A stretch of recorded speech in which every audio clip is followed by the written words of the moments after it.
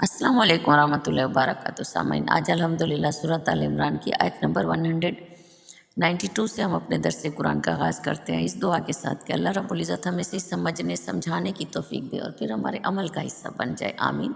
नामदहु व नुसल्ली अला रसूलिहिल करीम, अम्मा बाद, फ़ाऊज़ु बिल्लाहि मिनश शैतानिर रजीम, बिस्मिल्लाहिर रहमानिर रहीम। रब्बि इश्रह ली सदरी वयस्सिर ली अमरी वाहलुल उक़दतम मिन लिसानी यफ़क़हू क़ौली रब्बि ज़िदनी इल्मा रब्बि यस्सिर वला तुअस्सिर वतम्मिम बिल खैर व बिका नस्तईन, आमीन। इससे पहले की आयत मुबारका में कुछ अक्ल वालों की खसूसियात का ज़िक्र किया गया था कि जो अक्ल वाले होते हैं वो उलुल अलबाब कहलाते हैं और उनके अंदर एक ख़ास खसूसियात होती हैं। पहली खसूसियत उनकी ये होती है कि वो खड़े बैठे लेटे हर हालत में अल्लाह का ज़िक्र करते हैं और वो इस कायनात में मौजूद हर चीज़ जो अल्लाह रब्बुल इज़्ज़त ने पैदा की है उसमें अल्लाह की निशानियाँ हैं, वो उस पर गौर व फ़िक्र करते हैं।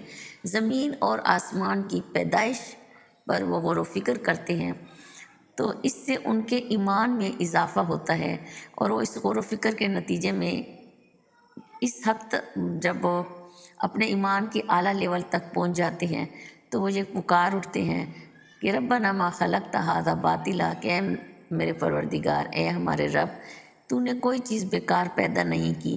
फिर वो अल्लाह से की तारीफ़ करते हैं कि सुबहानका, तू पाक है, फ़ाकिना अज़ाब बन्नार, बस तू हमें आग के अज़ाब से बचा ले, क़यामत के दिन हमें आग के अज़ाब से बचाना।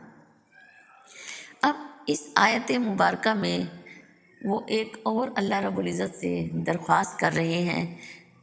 कायनात पर गौर व फ़िक्र करने के बाद पहली दरख्वास्त उन्होंने की आखिरत के अज़ाब से बचने की। अब वो कह रहे हैं रब्बना इन्नका मन तुदखिलिन नारा फ़क़त अख़ज़ैता, ए परवरदिगार, जिसको तूने नार में डाल दिया, जिसको तूने दोज़ख में डाल दिया, उसे रुसवा किया। वमा लिज़्ज़ालिमीन मिन अंसार, और ज़ालिमों का कोई मददगार नहीं। तो यहाँ वो अल्लाह रब्बुल इज़्ज़त से दरख्वास्त कर रहे हैं कि उनको आखिरत की रुसवाई से बचाना, कि जिनको आपने यानी अल्लाह ताला ने जिसको जहन्नुम में दाखिल कर दिया उसको सारे जहान के सामने रुसवा कर दिया जाएगा। तो बाज़ उलमा ने लिखा है कि मैदान हशर के दिन रुसवाई एक ऐसा अज़ाब होगा कि आदमी ये ख्वाहिश करेगा कि काश इसे जहन्नुम में डाल दिया जाए और इसकी बदकारियों का चर्चा अहले मैशर के सामने ना हो। इब्ने कसीर के मुताबिक जहन्नुम में जाना एक बड़ी रुसवाई है। लिज़्ज़ालिमीन मिन अंसार, यानी वास्ते ज़ालिमों के कोई मददगार नहीं होगा। तो ज़ालिमों से मुराद वो लोग हैं जो अल्लाह की नाफरमानी करते हैं, जो अल्लाह के साथ किसी को शरीक करते हैं। तो क़यामत के दिन ऐसे लोगों की कोई भी मदद नहीं करेगा। और कुर्तबी के मुताबिक रुसवाई से मुराद दुनिया और आखिरत दोनों की ज़िल्लत है। अहले अक्ल वालों की ये दुआ इस बात की अलामत है कि मोमिन अल्लाह के अज़ाब से डरते हैं और जुल्म का सबसे बड़ा दर्जा जो है वो शिर्क है, और शिर्क करने वालों का क़यामत के दिन कोई भी मददगार नहीं होगा, कोई भी उनको अल्लाह के कहर से, अल्लाह के गज़ब से नहीं बचा सकेगा। हज़रत दह बिन मंबा रहमतुल्लाह अलैह ने फरमाया कि जब कोई शख्स कसरत से गौर व फ़िक्र करता है तो वो हकीकत को समझ लेता है, और जो हकीकत को समझ लेगा उसको सही इल्म हासिल हो जाएगा, और जिसको सही इल्म हासिल हो जाता है वो अमल भी ज़रूर करता है या वो ज़रूर अमल करेगा। तो उलुल अलबाब लोगों ने, अक्ल वालों ने जब अल्लाह की निशानियों पर गौर व फ़िक्र किया तो वो इस नतीजे पर पहुँचे कि रब्बना मा खलक़्ता हाज़ा बातिला, कि ए मेरे रब, तूने तो कोई चीज़ बेकार नहीं पैदा की। तो इसलिए वो अल्लाह ताला से फिर एक दरख्वास्त कर रहे हैं, फिर एक दुआ कर रही हैं। क्या दुआ कर रहे हैं? रब्बना इन्नना समीना, ए हमारे रब, बेशक हमने सुना, मुनादियन युनादी लिल ईमानी अन आमिनु बिरब्बिकुम फ़आमन्ना, कि एक पुकारने वाले को हमने सुना कि जो पुकारता है तरफ ईमान के, यानी ईमान के लिए पुकार रहा था, यानी अपने परवरदिगार पर ईमान लाओ। वो पुकार रहा था कि अपने परवरदिगार पर ईमान ले आओ, तो हम ईमान ले आए। بربکم فآمنا، پس ہم ایمان لائے اپنے ساتھ اپنے رب کے، یا اپنے رب پر ہم ایمان لے آئے۔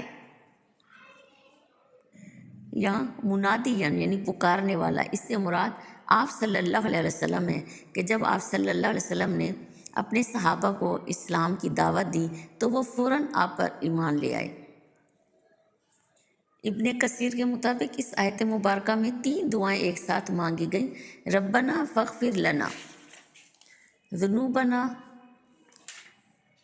اے ہمارے پروردگار ہمارے گناہ معاف فرما، وکفر عنا سیئاتنا وتوفنا مع الابرار، اور دور کر ہم سے ہماری برائیاں اور مار ہم کو ساتھ نیک کو سالہ لوگوں کے، نیک بختوں کے، نیک بندوں کے ساتھ ہمیں اٹھانا، نیک بندوں کے ساتھ مارنا،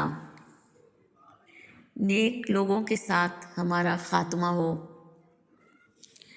ربنا وآتنا ما وعدتنا، اے ہمارے پروردگار تو نے جن چیزوں کے بارے میں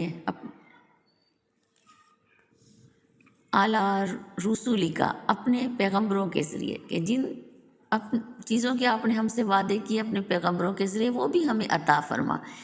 ولا تخزنا یوم القیامہ، اور ہم کو رسوا نہیں کرنا قیامت کے دن۔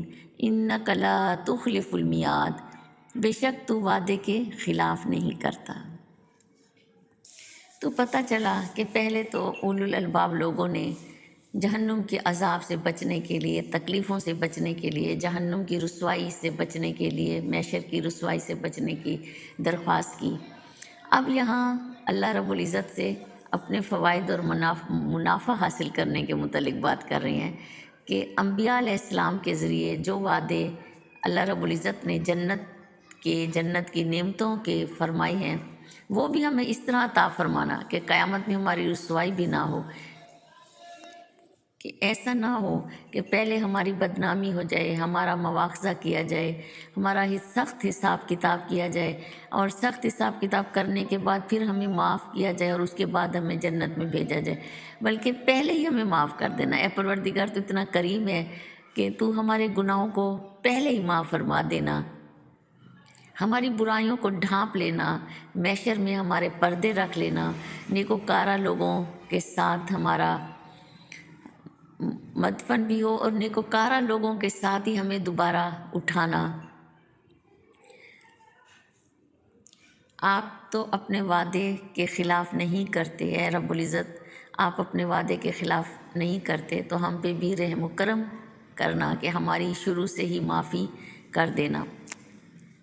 اللہ نے جو جنت کے نعمتوں کے انعام و اکرام کا وعدہ کیا ہے، اس کے لیے ہمیں دنیا میں ایسے کام کرنے ہوں گے جو اللہ رب العزت کے احکام کے مطابق ہوں گے، جو اللہ کے پسندیدہ ہوں گے، جن کاموں کو اللہ نے کرنے کا حکم دیا ہے وہ کریں گے، اور اللہ کی بنائی ہوئی کائنات پر غور و فکر کریں گے، تو پھر کہیں جا کر ہم اللہ کے اس وعدے کو حاصل کرنے کے مستحق ہو جائیں گے۔ پھر ہم اولو الالباب لوگوں میں شامل ہوں گے، جب ہم اللہ کی بنائی ہوئی تخلیق پر، اللہ کی کاریگری پر غور و فکر کریں گے، تو ہمارے اندر جو ہے وہ یہ صلاحیت پیدا ہوگی کہ ہمیں عمل کرنا آسان ہو جائے گا، اللہ کے حکموں کو ماننا ہمارے لیے آسان ہو جائے گا۔ ہم اللہ کی ذات اور اس کی صفات پر اسی طرح ایمان لے آئیں گے جیسا اللہ رب العزت چاہتے ہیں، کہ اس کا کوئی شریک ہے، نہ ہوگا اور نہ تھا، وہ واحد ہے، وہ لا شریک ہے۔ تو ایمان کی دعوت کو قبول کرنا اللہ کی بڑی نعمت ہے، اور مومن اپنے انجام کی فکر کرتا ہے، اور اسی دنیا میں ہی مومن اپنے انجام کی فکر کرتا ہے، تو وہ آخرت میں اللہ کا یہ وعدہ حاصل کرنے کا مستحق ہو جائے گا۔ ہم سب مستحق ہو جائیں گے جب ہم اللہ کے احکام کے مطابق زندگی گزاریں گے۔ ایک مومن جب غور و فکر کرتا ہے تو اس کو اپنی کوتاہیاں نظر آنے لگتی ہیں، وہ متکبر نہیں ہوتے بلکہ وہ بھلائی کی دعائیں کرتے ہیں کہ اے اللہ ہماری خطاؤں کو بھی دھو دے، ہماری برائیاں بھی ہم سے دور کر دے۔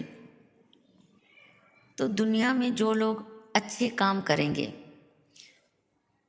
اعمال صالحہ پر قائم بھی رہیں گے، تو وہ روز محشر اللہ کا وہ وعدہ پانے کے مستحق ہو جائیں گے جو اللہ نے اپنے رسولوں کی زبانی فرمایا ہے، اور انہی لوگوں کا خاتمہ بالخیر ہوگا، اور وہ قیامت کے دن بھی بہترین جزا کے مستحق ہوں گے۔